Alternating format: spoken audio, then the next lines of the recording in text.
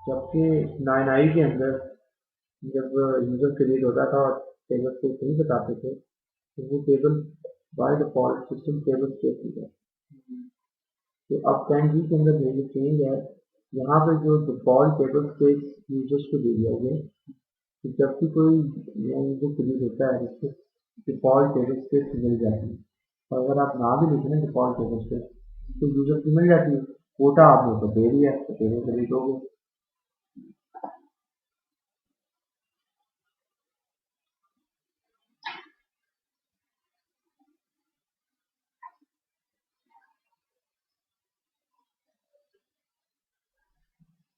तो ये ऐसे भी है जिससे सब ये सब कंट्रोल अगर हम ग्रांट कर रहे हैं किसी यूजर को, ये तो एक है रोल। बीजीए बिल्कुल एक रोल है, एक एडमिन रोल है, ये एक एडमिन डिफाइंड रोल है, जिसको रोल ये राइट्स मिल गए ना, जैसे आपका सिस्टम यूजर है वैसे बन जाता है।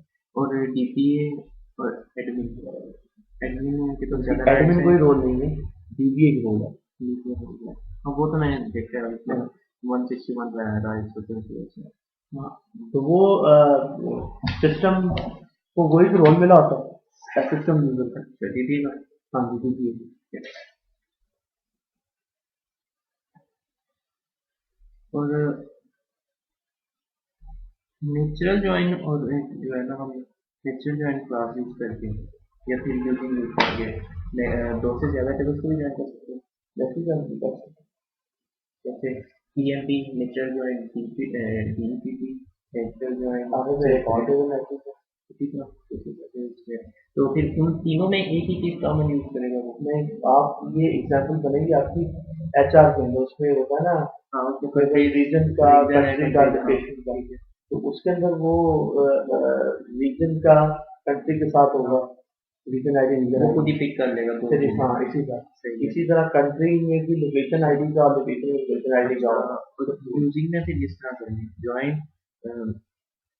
Lies join country.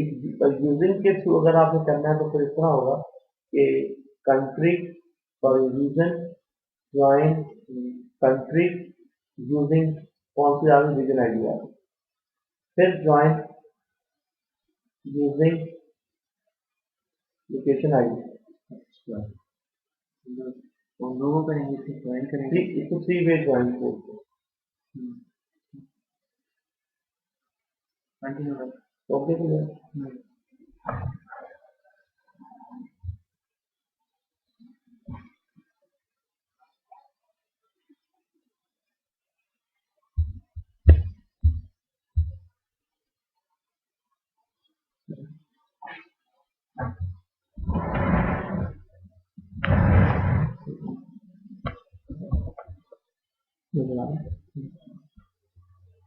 अच्छा जी, हमें आज स्टार्ट करना है पीएलसी को।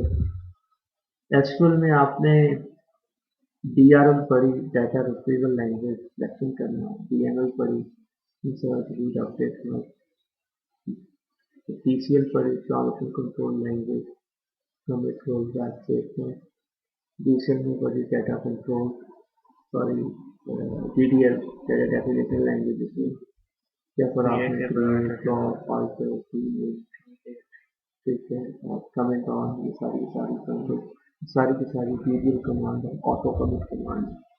फिर आपने एंड पे पढ़ा DCL data control language, branch and revoke.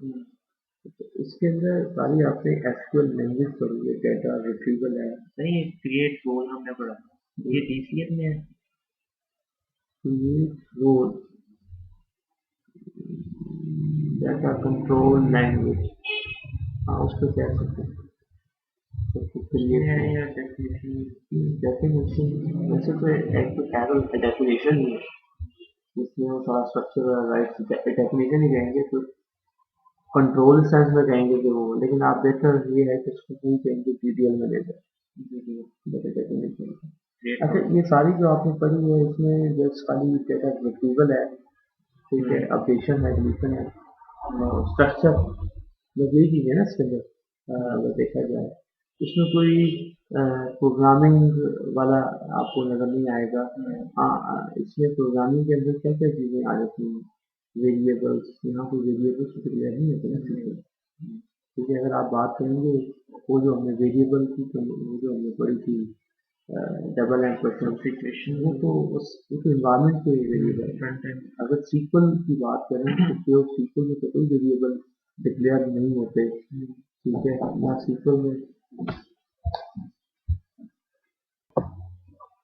Sequel के अंदर कोई प्रोग्रामिंग वेरिएबल्स डिक्लेयर, एक प्रोग्रामिंग में क्या होता है वेरिएबल्स डिक्लेयर होते हैं, वेरिएबल में वैल्यू असाइन होती है, मॉडिफाई होते हैं, ठीक है। और अगर आगे चलें तो कंट्रोल स्ट्रक्चर में आ जाती है इफ स्टेटमेंट, लूप स्टेटमेंट्स, ठीक है, एक्सेप्शंस, अरेज, ये प्रोग्रामिंग का कॉन्सेप्ट होता है।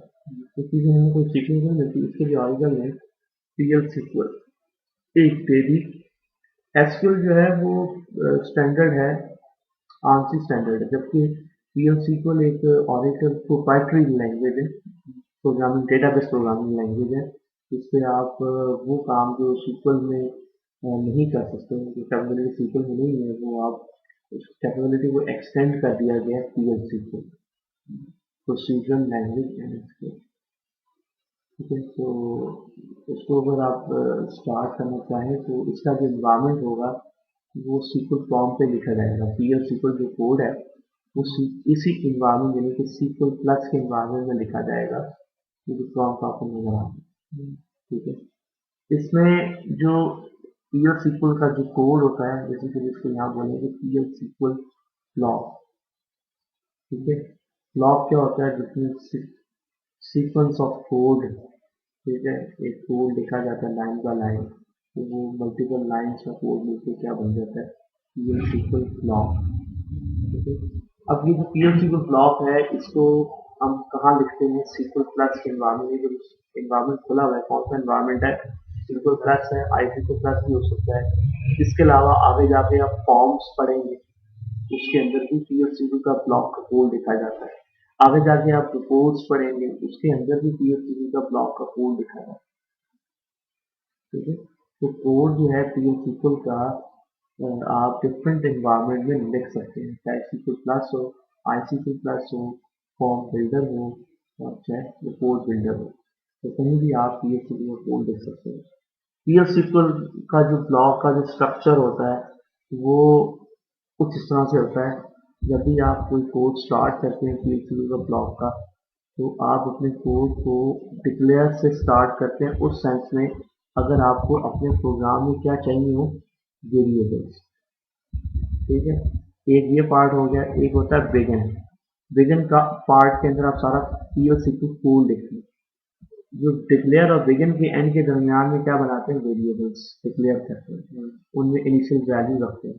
फिर बिगिन के इस पोर्शन के अंदर वेरिएबल डिक्लेयर किए, उन वेरिएबल को हम यहाँ नीचे यूज करते हैं, रेफरेंस करते हैं, मॉडिफाई करते हैं, और अपना जो भी जरूरी कोड होता है, इफ का, एल्स का, लूप का, वो सारा यहाँ कोड लिखा जाता है, ठीक है। उसके बाद आपके प्रोग्राम में आती हैं एक्सेप्शंस। उन एक्सेप्शंस को आप इस एरिया में एंटर करते हैं, ठीक है। और फिर यहाँ पे आपका ब्लॉक का एंड हो जाता है।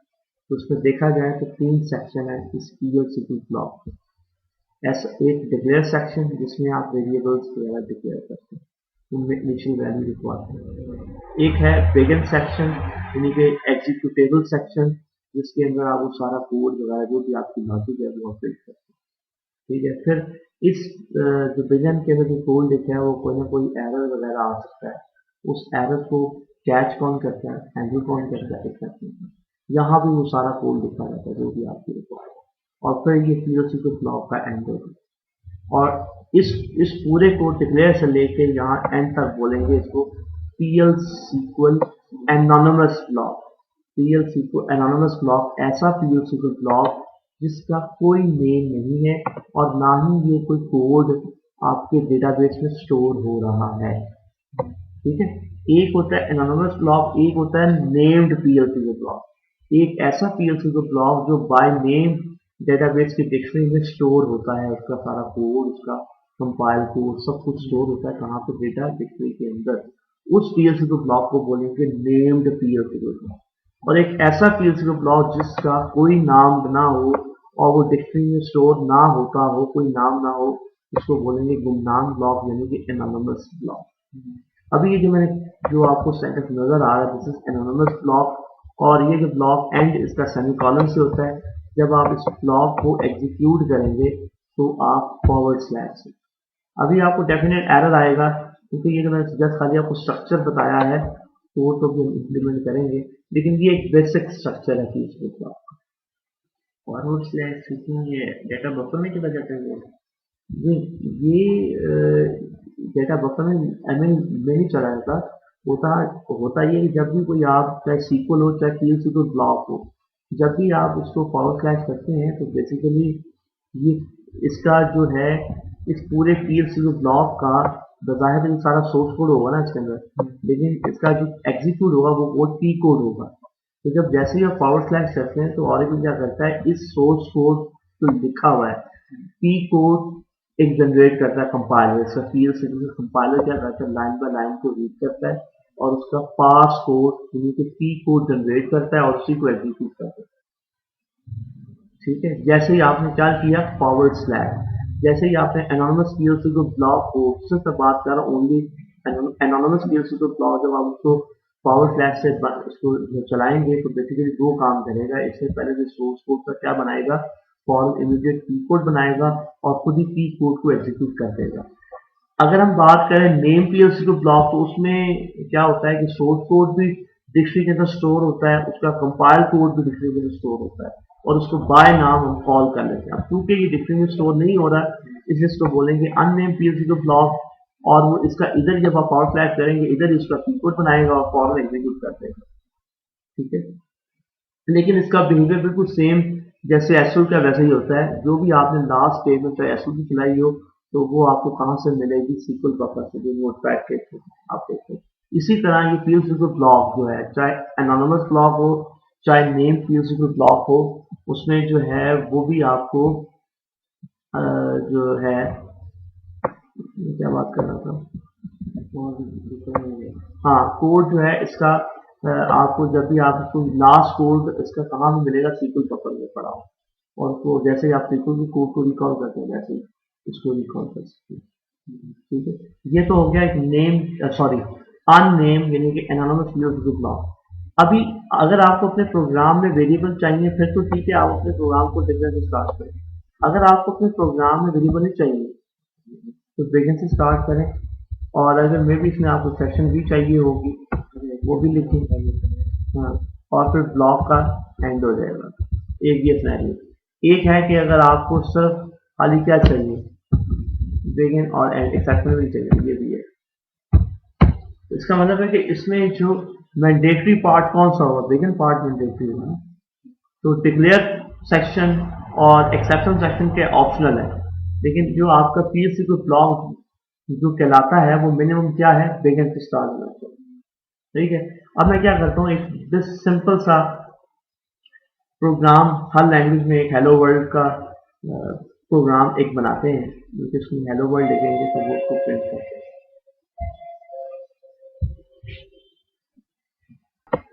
कोड लिखते हैं जो कि प्रिंट करेगा जो भी लिखेंगे। मैं इसको भी प्रोग्राम को बिगिन से स्टार्ट करता हूँ। इसमें हर लैंग्वेज में प्रिंट कराने की कमांड होती है, इसमें भी कमांड है pdms आउटपुट अंडरस्कोर लाइन, इसमें मैंने लिखा देखिए अपना।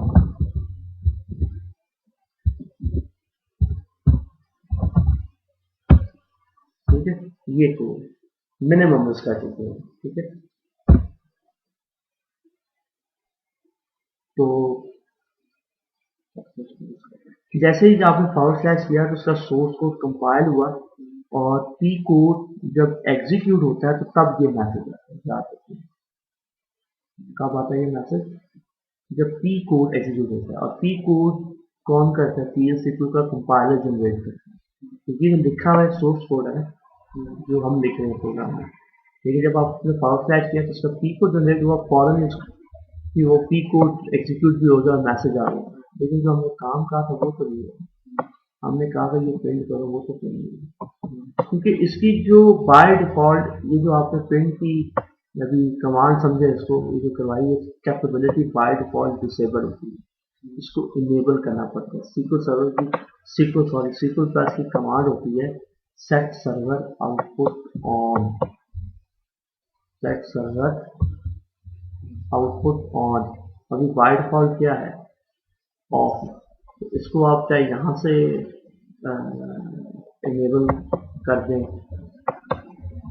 ठीक है। ये तो कि हर एक में दोबारा हाँ हर दफा, या फिर यहाँ पे आप देखें सेट सर्वर आउटपुट बात है, ठीक है। अब क्योंकि लास्ट, क्योंकि ये SQL प्लस की कमांड है तो बफर में तो यही होगा ना लास्ट, तो रिकॉल किया तो देखिए इसको, ठीक है जी।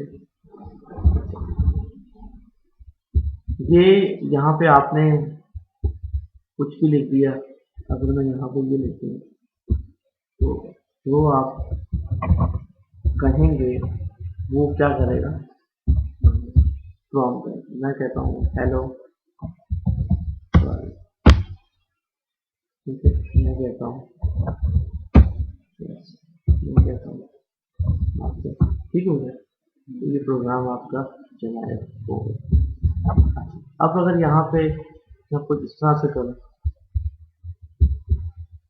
थोड़ा सा प्रोग्राम को और ज़्यादा बेहतर बनाऊँ, तो शिफ्ट कहूँगा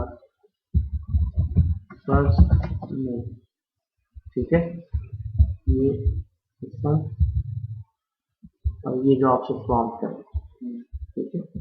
और फिर इसी तरह मुझसे 2 दफ़ा प्रॉम्प्ट करें, एक फर्स्ट में और एक लास्ट में,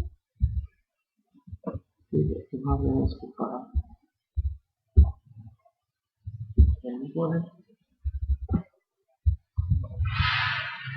लास्ट में, यहाँ पे आपने कह दिया एफ नेम और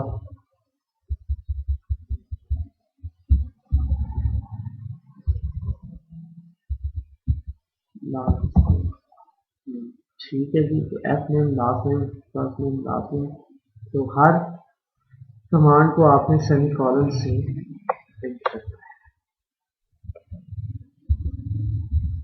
पूछा, फर्स्ट नेम, लास्ट नेम,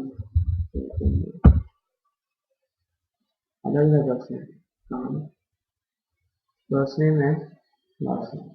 तो इसी तरह मैं कहता हूँ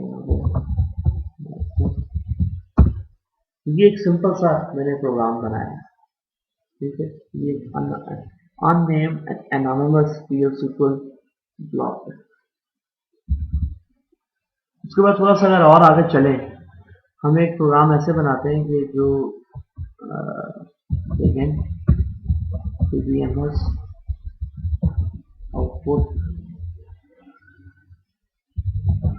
अंडरस्कोर लाइन, मैं यहाँ पे कहता हूँ कि मुझसे पूछे टेबल नंबर 2, जो भी टेबल पूछेगा उसको, और %CNT काउंटर और कैट,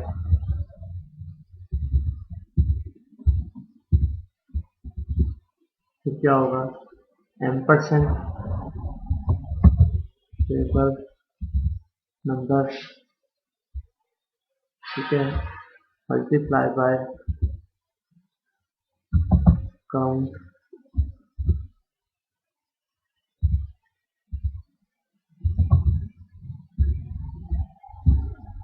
मैं कहता हूँ 4 का टेबल, 4 5 पे क्या होता है 4 5। अब ये बार बार पूछता है, ये प्रोग्राम का फ्लॉ है, क्योंकि यहाँ पे दोबारा आ रहा है ना टेबल नंबर और काउंट, तो यहाँ पे मुझे मजबूरन क्या दूँ, लेकिन गलती कुछ और भी दे सकता हूँ। फिलहाल मैं 4 देता हूँ, %, देना चाहता हूँ %,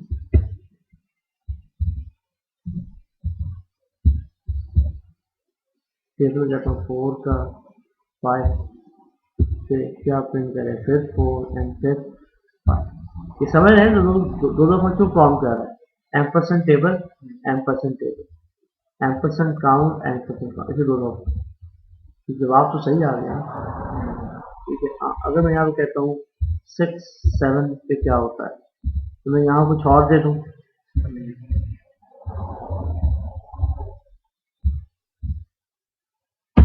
तो क्या ये ठीक है? रिजल्ट गलत है। तो इस प्रोग्राम में इशू क्या है? इस प्रोग्राम में इशू यही है ना कि आपसे 2 दफ़ा आपसे टेबल नंबर पूछता है, 2 दफ़ा काउंट, इसलिए जब 2 दफ़ा पूछता है तो एक दफ़ा कुछ और दे सही में कुछ और दे मिस्टेक, तो उसको ठीक कैसे करें वेरिएबल्स? तो अपने PLC के ब्लॉक में आप अपना प्रोग्राम कहाँ से स्टार्ट करें? डिक्लेयर एक ले लें v underscore variable table number, variable name हो गया, वेरिएबल नेम की लेंथ नंबर डाटा टाइप को, जैसे आप टेबल मतलब टाइप देते हैं ना, वही टाइप आप यहाँ यूज करते हैं, जो टेबल बनाते हैं वो टाइप देते थे, वो सारी की सारी टाइप यहाँ पे देख सकते हैं।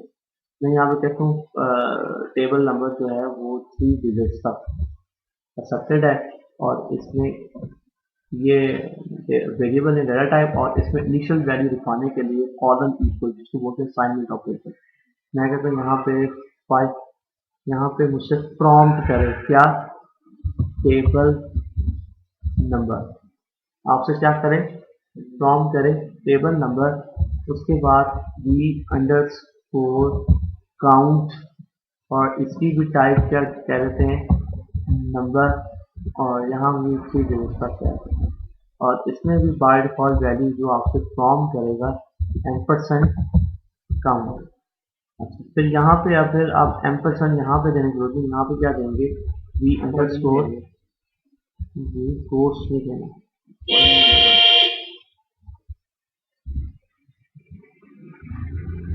ठीक है, यहाँ पे नहीं देना, ठीक है। v अंडरस्कोर टेबल नंबर हो गया, यहाँ पे क्या हो गया v अंडरस्कोर काउंट हो गया, ठीक है। यहाँ पे दोबारा वही, यही तो फायदा वेरिएबल का, v अंडरस्कोर टेबल में वो एक दफा आपसे एम्परसेंड के साथ नहीं,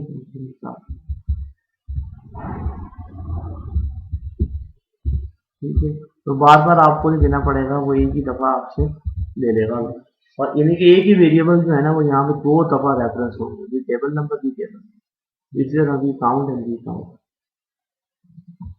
अब वो आपसे अब एक दफा ये प्रिंट फॉर्म पूछेगा 7, अब ठीक है, मैं यहाँ पे कहता हूँ 40 23। तो वेरिएबल ने हमें क्या फैसिलिटी दी कि वो आपसे वेरिएबल वो एक दफा वैल्यू अपने पास स्टोर कर लेता है, और उसको बार बार क्या आप मॉडिफाई कर सकते हैं। ये मैंने एक बड़ा सिंपल सा प्रोग्राम लिखा है, लेकिन इसको कोई भी आप देखें तो वो आपको जो है प्रिंट कर देगा। अच्छा, यहाँ पे इसी तरह आप यहाँ पे जैसे यहाँ पे मल्टीप्लाई या कोई भी और चीज़ बना सकते हैं, कैलकुलेशन वगैरह, जो भी मैथमेटिक्स की वो आप उसके अंदर बना सकते हैं। इसी तरह एक कैलकुलेटर बना सकते हैं कि क्या करें, आपसे 2 वैल्यू पूछे कोई भी, उनको एक दफा रिजल्ट मल्टीप्लाई पे दें, एक दफा रिजल्ट प्लस पे दे, उन दोनों को एक दफा माइनस में दे, एक दफा डिवाइड में दे, हो सकता है ना, तो वो आप बना सकते हैं सिंपल। वेरिएबल जो है आप जो मर्जी टाइप का डिक्लेयर कर सकते हैं, कोई मसला नहीं है। अगर हम एक और सिंपल सा प्रोग्राम बनाऊं, declare v underscore first underscore name, तो जैसे आप टेबल की टाइप नहीं देते कॉलम की, उसी तरह यहाँ पे देंगे, यहाँ पे कहते हैं 30 लेटर उसकी विड्थ है, ठीक है। अगर आपने इसमें कोई डिफॉल्ट वैल्यू साइन करनी है तो मैंने बताया कॉलम इक्वल टू सपोज मैंने ये कह दिया आपसे, ठीक है। इसी तरह v underscore last name water, इसी तरह किसी भी टाइप का वेरिएबल बना सकते हैं, और यहाँ पे आपसे क्या करें,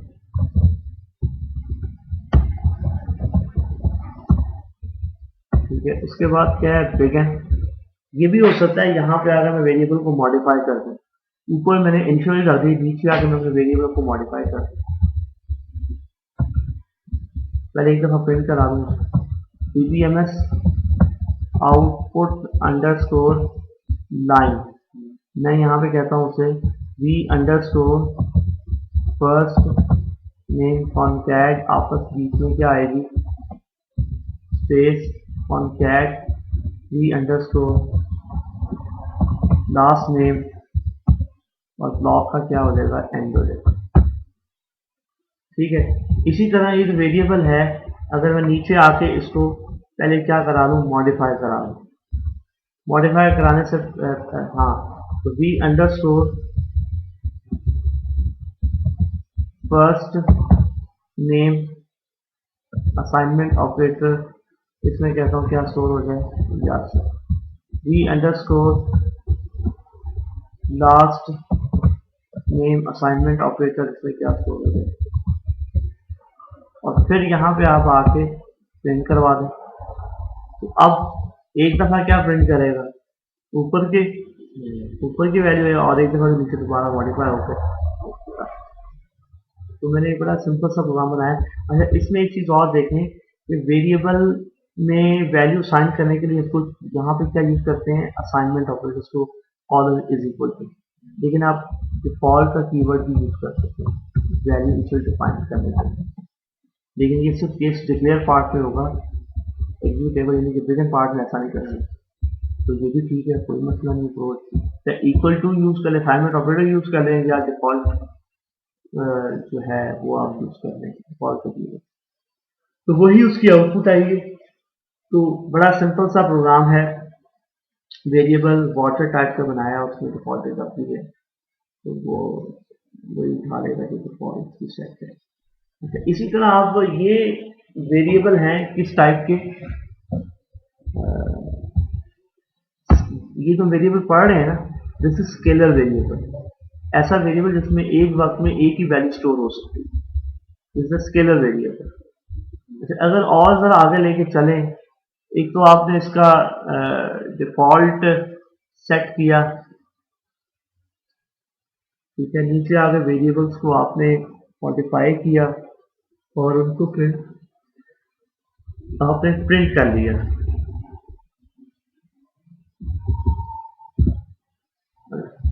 डिक्लेयर हो गए वेरिएबल्स, एग्जीक्यूटेबल्स में आ गए, और आगे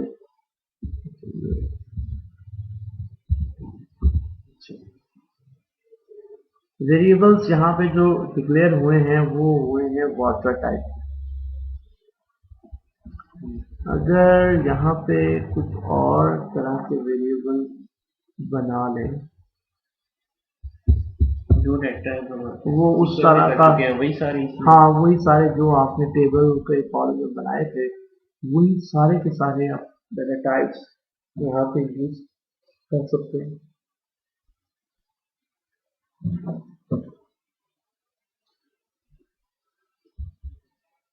हाँ, अगर मैं ऐसा करूँ कि ये जो वेरिएबल मैंने बनाया है ये मैंने कहाँ से देख के बनाया, सॉरी मैंने खुद डेटा टाइप दिए, मैं ये भी कर सकता हूँ, बजाय कि मैं टाइप दूँ मैं कहूँ emp dot email percentage type. क्या मतलब, emp में जाओ वो उसमें जो emp जो टाइप वो दे दो। इसका फायदा ये हो जाता है कल को अगर आप अपने नेम की विड्थ बढ़ा देते हैं तो जब प्रोग्राम में नहीं बढ़ाएंगे तो प्रोग्राम तो आदत देगा ना। इस तरीके से आपको अपने प्रोग्राम को मॉडिफाई करने की जरूरत ही नहीं है। तो जब आपने टेबल की टाइप मॉडिफाई कर दी तो ऑटोमेटिक इसका फर्क यहाँ पे आ गया और इसका सेम ही रिजल्ट होगा। ठीक है, अगर मैं चाहूँ तो एक काम ये भी कर सकता हूँ, मैं कहता हूँ ये टाइप इसको खुद देने की बजाय मैं कहता हूँ ई अंडरस्कोर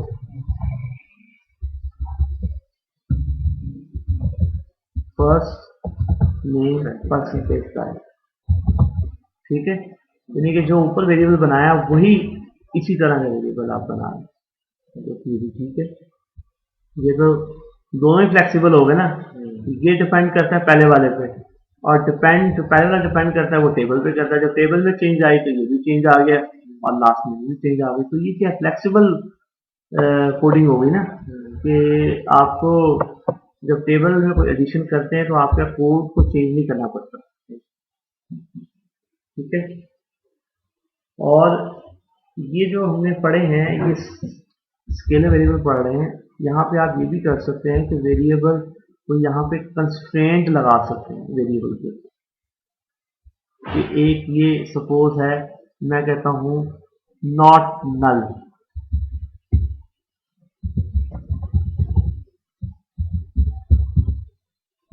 इसका मतलब ये है कि ऐसा वेरिएबल है इस पे आप नल वैल्यू नहीं रखवा सकते, इसमें कोई ना कोई वैल्यू स्टोर करनी पड़ेगी। आपने एक कंस्ट्रेंट लगा दिया ना वेरिएबल के ऊपर, और अगर मैं यहाँ पे अगर ये मैंने किसके ऊपर किया, लास्ट नेम पे की है, अगर मैं यहाँ पे क्या कर दूँ कुछ भी स्टोर ना कराऊं, दिस वन अगर नल लिख दूँ या ये लिख दूँ, बात एक ही है। तो इसमें लेकिन इस वेरिएबल जिसमें आप ये नल कर रहे हैं इसकी टाइप क्या है, ठीक है उसकी जो है वाचा है, लेकिन इसके ऊपर कंस्ट्रेंट क्या लगा हुआ है, नॉट है। तो अभी डेफिनेट आपको भी एरर देगा, ठीक है। तो मैं यहाँ पे तो इसकी बजाय नल लिख देता हूँ, तब भी वही बात हो जाएगी।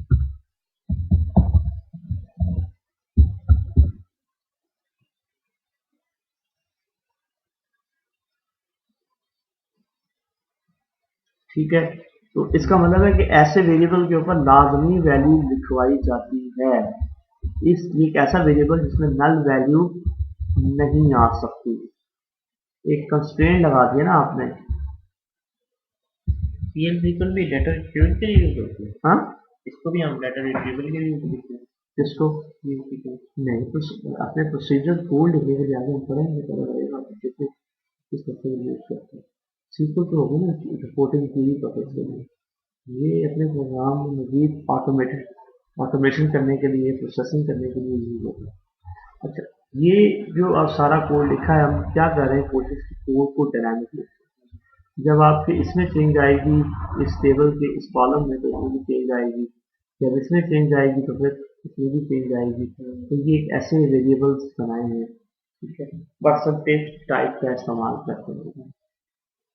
और फिर हमने ये भी देखा कि हमने एक कंस्ट्रेंट वेरिएबल बनाया, इसके ऊपर हमने कंस्ट्रेंट इंपोर्ट किया कि एक ऐसा वेरिएबल जिसमें नल वैल्यू हम नहीं रखवा सकते। अगर कोई और वेरिएबल बनाते हैं उसको भी फर्स्ट ही हम टाइप दे देते हैं जी, अगर कोई और वेरिएबल डिक्लेयर करते हैं उसको हम जैसे टाइप देते हैं भी फर्स्ट की, तो इसका कंस्ट्रेंट क्या उसके बाद भी समझ आएगा। चेक कर लेते हैं। उसमें तो नहीं जाता, उसमें जब टेबल कॉपी करते हैं सिंपल में वी अंडरस्कोर लास्ट में और यहाँ पे आप क्या करें,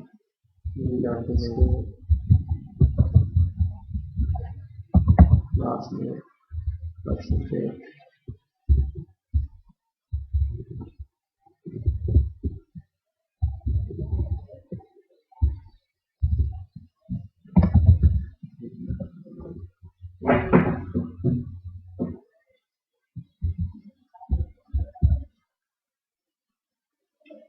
a variable declared not null must have, वही वाला मिल गया इसमें, मिल गया। हाँ,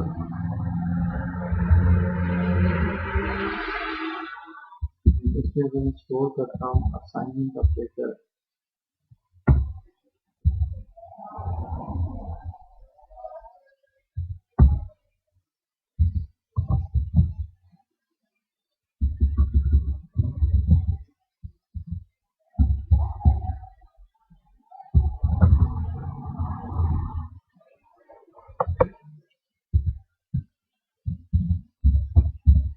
ठीक हो गया। अच्छा, ये तो हो गया कंस्ट्रेंट वेरिएबल। एक होता है कांस्टेंट वेरिएबल। कांस्टेंट वेरिएबल, ठीक है, उसको हम पहले सी कह रहे थे, सी अंडरस्कोर टैक्स, किस टाइप का, नंबर टाइप। मैं यहाँ पे तो सेल परसेंटेज टाइप कोई मसला नहीं, नंबर टाइप देंगे, ठीक है। तो जो कांस्टेंट वेरिएबल को यहाँ पे लिखना पड़ता है, कांस्टेंट, लेकिन कांस्टेंट वेरिएबल में भी वैल्यू लाजमी दिखाई जाती है, ठीक है ना। कांस्टेंट तो must be contain in value. याद रखें जब आप कांस्टेंट वेरिएबल डिक्लेयर करते हैं तो लाजमी वैल्यू भी उसमें लिखवानी पड़ती है। जरूरी नहीं होती थी। यहाँ में टेक्स्ट एरिया 150, ठीक है। अब ठीक है, तो इसको वैसे अभी हमने प्रिंट तो नहीं करवाया, सी अंडरस्कोर टेक्स्ट। अब इसमें कीवर्ड कौन सा आ रहा है, इसमें कांस्टेंट। जो नॉट नल है उसमें कीवर्ड क्या आ रहा है, नॉट नल। लेकिन वो जो नॉन कीवर्ड आ रहा है वो डेटा टाइप डिक्लेयर करने के बाद, और ये जो कांस्टेंट आ रहा है डेटा टाइप डिक्लेयर करने से पहले। अच्छा, ये कांस्टेंट वाला वैल्यू इसको आप मॉडिफाई भी नहीं कर सकते। जो कंस्ट्रेंट नॉट नल वाला वेरिएबल है उसको आप मॉडिफाई कर सकते हैं, जैसे नल लिखवा सकते हैं। इस वेरिएबल की दूसरी क्योंकि कांस्टेंट है तो ये कांस्टेंट ही रहेगा, इसको आप मॉडिफाई नहीं कर, ठीक है। इसमें भी डिफरेंट वेरिएबल्स डिक्लेयर करना सीखे हैं तब, और उनकी डेटा टाइप किसी दूसरे वेरिएबल से कॉपी करना सीखी है या किसी टेबल के कॉलम से, और उसमें हमने वैल्यू असाइन भी की है असाइनमेंट ऑपरेटर की मदद से और डिफॉल्ट कीवर्ड। असाइनमेंट वेरिएबल को आप जब मॉडिफाई करते हैं तो बिगिन के पार्ट में आके उसमें आप वेरिएबल नहीं दिखा सकते हैं इस, लेकिन डिफॉल्ट का कीवर्ड आप यूज नहीं कर सकते, वो सिर्फ खाली प्लान यूज होगा उन्हीं डिक्लेयर पार्ट से कीवर्ड। तो ये हमने अब तक पढ़ा है, और इसके अंदर वेरिएबल्स हो गए उनको प्रिंट करा लिया। अभी तक जो हमने वेरिएबल बनाए हैं डिक्लेयर पार्ट में उसको बोलते हैं पीएल सीक्वल वेरिएबल। ऐसे वेरिएबल जो डिक्लेयर और बिगिन में बनाए जाएंगे वो क्या होंगे, आपके पीएल सीक्वल वेरिएबल। और ऐसे वेरिएबल जो डिक्लेयर में नहीं बनाए जाएंगे वो कहलाएंगे नॉन पीएल सीक्वल वेरिएबल, जिसको हम बाइंड या पोस्ट वेरिएबल या इन्वायरमेंट वेरिएबल भी बोलते हैं। Environment variable, post variable, bind variable, non PL variable एक ही बात है, लेकिन ये वेरिएबल डिक्लेयर नहीं बनाते, इधर सीक्वल प्लस के इन्वायरमेंट में बनाए जाते हैं। बाइंड पोस्ट वेरिएबल, उसको वेरिएबल की कमांड से बनाए जाते हैं। वेरिएबल और जो भी आपने नाम रखना है वो रखें। सपोज का नाम दिया जी अंडरस्कोर फर्स्ट में, और उसकी डेटा टाइप जिस तरह आप देते हैं वैसे वो सारी टाइप जो आप यूज कर सकते हैं। बिगिन में जो उनसे बात करेंगे क्या ये वेरिएबल कहाँ पे एग्जिस्ट करते हैं? ये वेरिएबल बता रहा हूँ, ये इन्वायरमेंट वेरिएबल है, इसको सीक्वल प्लस के इन्वायरमेंट में बनाएगा। ये तो मैं फील्ड ग्रुप का कोड लिख ही नहीं रहा, मैं तो बाहर सीक्वल प्लस की कमांड दे रहा हूँ, वेरिएबल, वेरिएबल नेम और उसकी टाइप।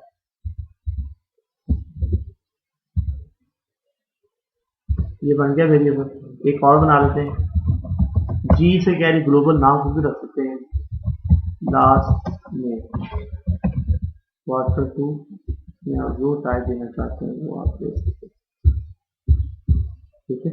ये दो वेरिएबल बन गए। This is the non PL variable, ऐसे वेरिएबल जो किसी पीएल ब्लॉक में नहीं बने बल्कि बाहर ब्लॉक से बाहर बने, ठीक है। आप इन वेरिएबल को प्रिंट की कमांड से देख सकते हो। प्रिंट बताओ, प्रिंट की कमांड और सीक्वल प्लस की कमांड है, वेरिएबल का नाम बता दो, नहीं बताएंगे तो सारे उस सेशन के जितने बनाए वेरिएबल, बाइंड वेरिएबल, उन दोनों में आ गए। लेकिन अभी इनमें क्या पड़ा हुआ है, नल पड़ा हुआ है।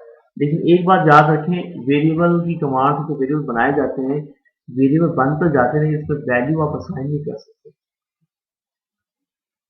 इसे बनाने का फायदा, सिर्फ वेरिएबल खाली डिक्लेयर आप कर सकते हैं, वेरिएबल का नाम बता सकते हैं, टाइप बता सकते हैं, कुछ लिखवा नहीं सकते इस, ठीक है। उसका फिर तरीकाकार ये होता है कि आप किसी एनोनिमस ब्लॉक के अंदर ये इनको इनमें वैल्यू लिखवाएं। जी अंडरस्कोर क्या है, फर्स्ट नेम, ठीक है। और असाइनमेंट ऑपरेटर मैं यहाँ पे कहता हूँ ये, ठीक है। उसके बाद कहता हूँ V underscore last name, assignment operator, ठीक है, यूज ऑफ आसन, ठीक है। ये लिखा और उसके बाद क्या करूँ, एंड कर दूँ। अब वो कह रहा है कि ये आइडेंटिफायर वेरिएबल तो है ही, हालांकि हाँ अच्छा, ये नाम क्या रखे हैं हमने दोनों के, जी, तो अभी भी यही कह रहा है कि ये वेरिएबल तो है ही नहीं, हालांकि ये वेरिएबल तो हमने कहाँ बनाए बाहर सीक्वल क्लास में, तो समझ नहीं रहा क्योंकि वो ये इनको समझ रहा है पी एल सीक्वल वेरिएबल, इसमें से कह रहा वेरिएबल है ही नहीं। उसको बताने के लिए this is P L variable बल्कि नॉन पी एल वेरिएबल है और जब बाइंड वेरिएबल है तो शुरू में कॉलम लगाना पड़ेगा। ये इसकी पहचान है। जो कॉलम वाले होते हैं वो क्या होते हैं, बाइंड वेरिएबल या नॉन पी एल वेरिएबल। जो बाहर डिफाइन करते हैं वो नॉन पीएल। लेकिन जब उसमें वैल्यू, जब आप किसी पीएल को ब्लॉक के अंदर जब उसको रिकॉल करते हैं तो कॉलम के साथ कर सकते हैं। क्या मसला है, कॉलम की क्या है, अच्छा फर्स्ट स्पेलिंग गलत है, नाम यहाँ पे क्या दिए, स्पेलिंग गलत है, फर्स्ट आर नहीं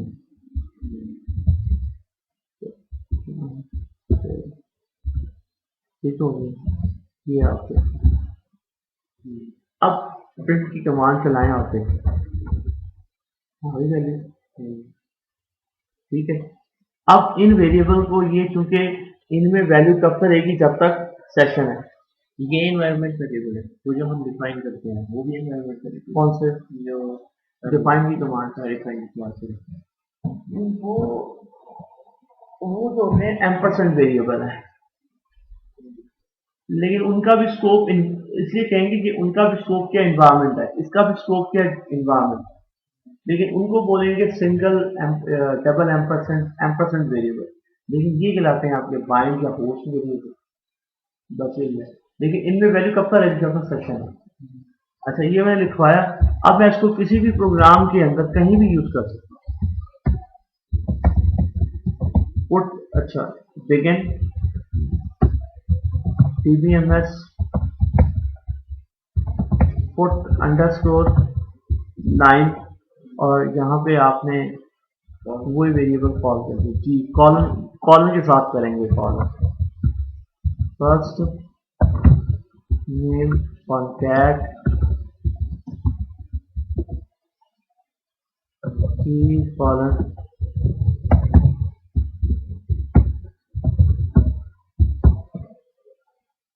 ठीक हो गया। अभी हमने बाइंड वेरिएबल भी पढ़ लिए। अच्छा क्या डेटा स्टोर है आसिम का इसके अंदर, अगर ये कहूँ मैं ऐसे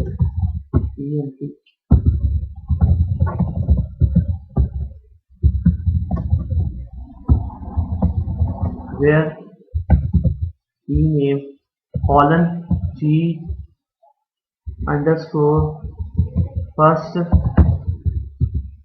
कोई नहीं, अगर होता तो क्या करता, वो शो कर देता। अच्छा अगर मैं सपोज कर लें इन वेरिएबल को जो आपने मॉडिफाई इस तरीके से किया है, अगर आप यहाँ पे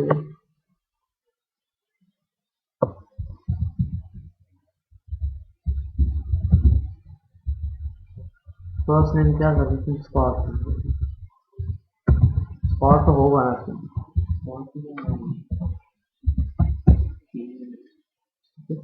अब आप इसको चलाएं,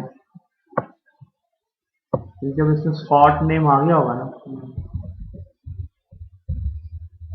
तो बाइंड वेरिएबल जो है वो आपको जरूरी नहीं किसी पीएल के ब्लॉक के अंदर यूज करें, कहीं भी यूज करें। तो इसमें मैंने बताया आपको पीएल सिक्वल वेरिएबल जो कि कहाँ पे होते हैं, डिक्लेयर पार्ट में, और एक होते हैं नॉन पीएल सिक्वल वेरिएबल जो बाय सिक्वल प्लस में वेरिएबल की कमांड पर बनाए जाते हैं। ठीक हो गया, ये वेरिएबल का आपने देखा तो प्रिंट करवाया, और क्या है कांस्टेंट पढ़ लिया, वेरिएबल कांस्टेंट पढ़ लिया, नॉर्मल वेरिएबल पढ़ लिया, नॉर्मल वेरिएबल पढ़ लिया, परसेंटेज चार्ज पढ़ लें, ठीक है। चेंज की कमांड दीजिए में आउटपुट लाइन, ठीक है, शॉर्ट